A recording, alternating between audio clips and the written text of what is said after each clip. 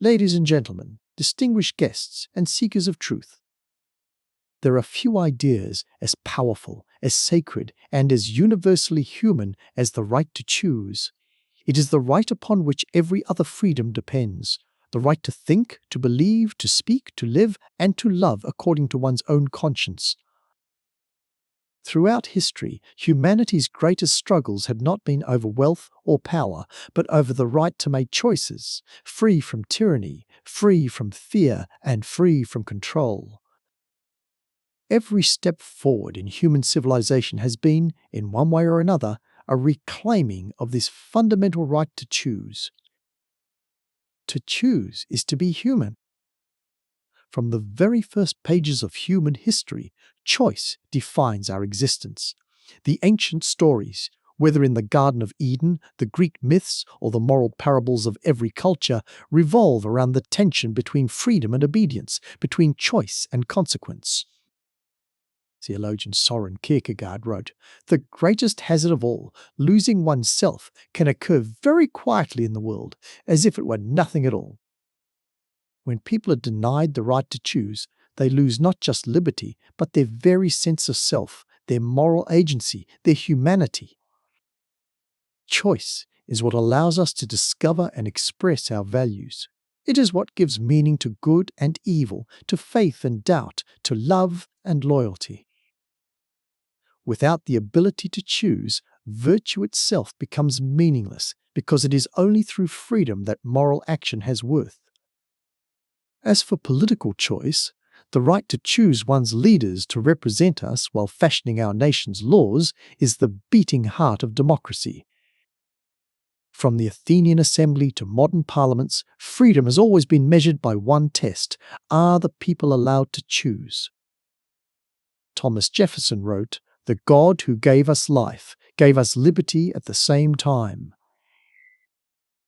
Jefferson believed that government exists not to grant freedom, but to protect the freedom that already belongs to us by nature. Yet history warns us that when political choice is restricted, when citizens are told that one party, one ideology, or one leader alone can decide their future, democracy begins to decay. The silencing of choice is the seed of tyranny. Because choice is an expression of will, once choice is lost, the power of expression is also lost.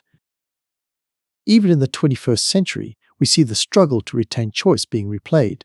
Protesters in the streets demanding fair elections, citizens using technology to express truth to leaders and one another, and countless individuals refusing to surrender their right to think and vote freely. Political freedom is not static. It is a living choice that must be renewed by every person, every family, and every generation. Just as vital is our right to choose what to believe or what not to believe. Religious choice fosters faith which, at its core, is not obedience but conviction freely chosen. If belief is forced, it ceases to be faith and becomes submission. But blind faith, in the exercise of religious freedom, brings about the risk of beliefs being used to control. Friedrich Nietzsche famously critiqued blind faith by stating, "Faith means not wanting to know what is true." Allowing others to define our beliefs allows them to define our truths, which itself is a loss of religious freedom. As is true with political freedom of choice, there are real consequences for the loss of religious freedom. The philosopher Voltaire, a fierce defender of religious liberty, declared, "I may not agree with what you say, but I will defend to the death your right to say it."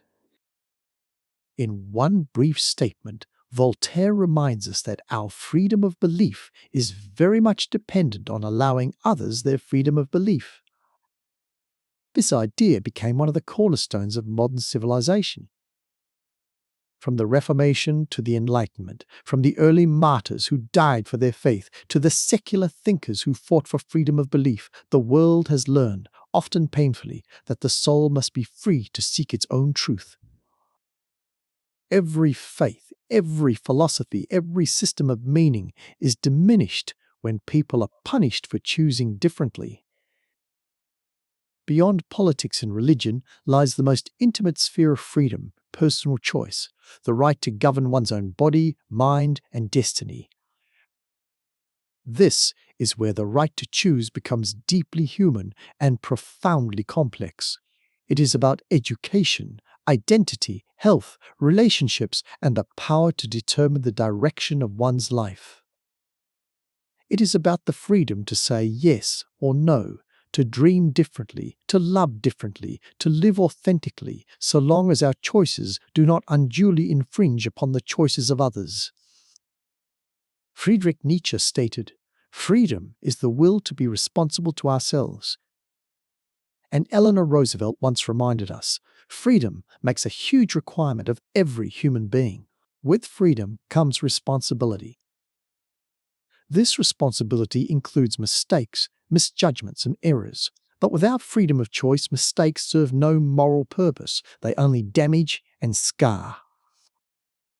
Mahatma Gandhi tells us that freedom is not worth having if it does not include the freedom to make mistakes.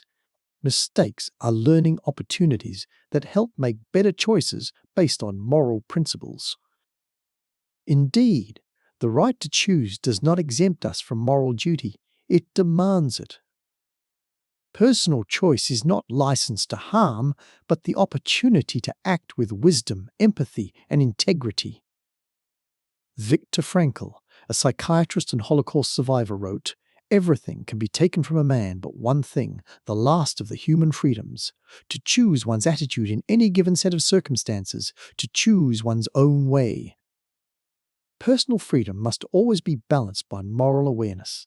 But the absence of freedom, the denial of individual choice, destroys that balance entirely. When choice is taken away, people are stripped of the ability to learn, to grow, to own their mistakes, to calibrate their moral compass, and to become their truest selves. We must remember that freedom, once granted, is not guaranteed. It can fade quietly, eroded by fear, by apathy, or by the seductive comfort of conformity. Its loss is usually subtle and gradual, masked by a myriad of confusing events that steal attention as the protections of choice are eroded in secret shadows. Freedom of choice is also lost by empowering institutions to make decisions on the people's behalf without accountability. Noam Chomsky warns, the illusion of choice is the most effective tool of control. The most effective way to restrict democracy is to transfer decision-making from the public arena to unaccountable institutions. Chomsky warns that the power of institutions gives the appearance of strength, but lack of accountability corrupts that power. The right to choose must therefore be protected, not just by laws, but by culture, and by the everyday courage of people who stand up for others' freedom, even when they disagree with their choices. And by taking responsibility for our own choices. Nelson Mandela, who spent 27 years in prison for daring to choose freedom, said, "To be free is not merely to cast off one's chains, but to live in a way that respects and enhances the freedom of others." That is the heart of it. The right to choose is not only a personal privilege, but a shared responsibility. A truly free society is one where differences of choice is not feared, be they political, spiritual, or personal. A truly free society respects differences as signs of human diversity and dignity. The right to choose is more than a principle of law. It is the light of human consciousness. It is what allows a farmer to vote for a better life, a believer to pray in peace, an artist to create without fear, and a child to imagine the impossible and encourage to one day improve the human condition.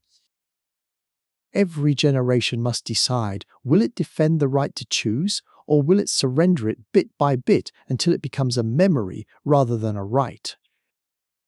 It can never be dismissed that what one generation advances will become the next generation's treasure, and that what one generation neglects will become the next generation's burden. What this generation does, what it stands for, what it gains and what it loses, will impact the lives of countless others who follow. Let us remember the words of the poet John Milton, who wrote, "Give me the liberty to know, to utter, and to argue freely according to conscience, above all liberties." That is the spirit of freedom. That is the foundation of democracy. That's the natural right of humanity. The promise we must keep for ourselves, for each other, for the generations yet to come, is that protecting the right to choose is a cornerstone of humanity. An erosion of a person's freedom of choice is an erosion of not only their humanity, but that of our own.